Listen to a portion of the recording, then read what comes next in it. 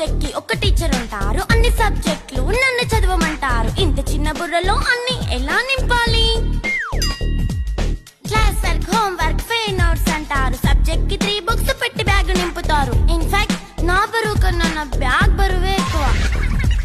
క్వశ్చన్లు, ఆన్సర్లు, సర్ప్రైజ్ టెస్టులు తమ్మి దాటుకొని మళ్ళీ స్కూల్ వాన్ ఎక్కేసి అమ్మయ్య ఇక ఇంటికి వచ్చేసామనుకుంటే మార్క్స్ తక్కువ వస్తే చెయ్యాలి అసైన్మెంట్. రిపోర్ట్ కార్డ్ చూపిస్తే ఇంట్లో ఉన్న పనిష్మెంట్. హోమ్ వర్క్ చేయమంటూ మమ్మీ చంపుతుంటుంది. ట్యూషన్ టైం అయిందని డాడీ తరుముతుంటాడు. డాన్స్ క్లాస్ కి వెళ్ళమని తాతయ్య తిడతాడు. స్నాక్స్ తిని వెళ్ళమని నాన్నమ్మ ఆపుతుంది. ఇక అన్నీ అయిపోయాక కాసేపు టీవీ చూద్దామంటే మమ్మీ ఎంట్రీ ఇచ్చింది. బెడ్ యొక్క మంది చిన్న నాప్ తీసేలోపు తెల్లారిపోయింది.